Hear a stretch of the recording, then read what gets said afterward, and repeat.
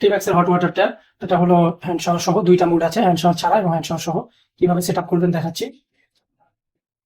আমাদের এই প্রোডাক্টে যে ওয়াশারটা থাকবে সেটা সম্পূর্ণ মেটালের ওয়াশার। এই যে এটা সম্পূর্ণ মেটালের একটা ওয়াশার থাকবে।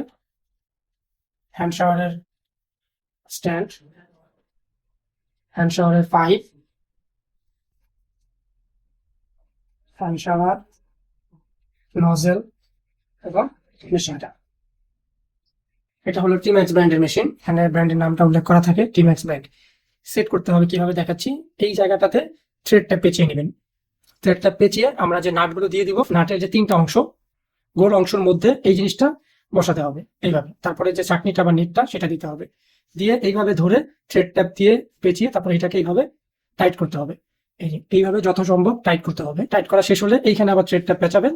আর এই জিনিসটা আপনার যে ওয়াল সেখানে আপনি বসিয়ে এইভাবে পেঁচালে এটা পর্যায়ক্রমে টাইট হয়ে যাবে। এটা হলো এই অংশের কাজ। এখন হলো দ্বিতীয় অংশ, হ্যান্ড শাওয়ার ছাড়া নিলে কিভাবে সেট করবেন দেখাচ্ছি। হ্যান্ড শাওয়ার ছাড়া হলো এটা হলো নজেল। এই জায়গাতে এই নজেলটা এইভাবে বসিয়ে দিবেন, এটা রাবারের গ্রিপ থাকবে তাই পানি লিক করবে না।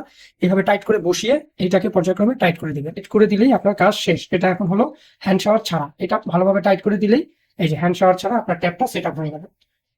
এটা হলো হ্যান্ড শাওয়ার ছাড়া। আচ্ছা, হ্যান্ড শাওয়ার কিভাবে লাগাবেন তার জন্য এটা খুলবো আবার। হ্যান্ড শাওয়ারের যে প্যাকেজ, সেই প্যাকেজের মধ্যে আমাদের এরকম একটা চাবি বা একটা লক থাকবে। সেই লকটাকে আমাদের এই জায়গায় সেট করতে হবে। লকের যে জায়গায় ওয়াশারটা থাকে সেই জায়গাটা এইভাবে চাপ দিয়ে ভিতরে বসিয়ে তারপরে এইভাবে টাইট করে দিতে হবে, লক হয়ে যাবে। এরপরে কি করতে হবে, এইরকম অবস্থায় রাখতে হবে। তারপরে আপনার যে নজেলটা, সেই নজেলটা হলো এই উপরের দিকে লাগাতে হবে। লাগিয়ে আপনি এখানে এই ওয়াশারটা টাইট করে দিবেন। তাহলে কি হলো, আপনার নজেলের জন্য এটা হয়ে গেল। এখন হ্যান্ড শাওয়ারটা কিভাবে লাগাবেন। হ্যান্ড শাওয়ারের সাথে যে একটা পাইপ দিয়ে দিব আমরা, পাইপ হ্যান্ড শাওয়ারের সাথে, সেটা হলো স্টেনলেস স্টিলের একটা পাইপ।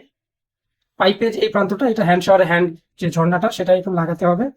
তারপরে এই যে প্রান্তটা, এই যে ওয়াশার সহ একটা প্রান্ত, সেইটা যাবে এইখানে। এইখানে এইভাবে লাগাতে হবে, এইভাবে এটা লাগিয়ে দিবেন। শেষ, কাজ শেষ। এখন আপনি এই যে চাবিটা বা লকটা, এই লকটা হলো এই দুইটার জন্য।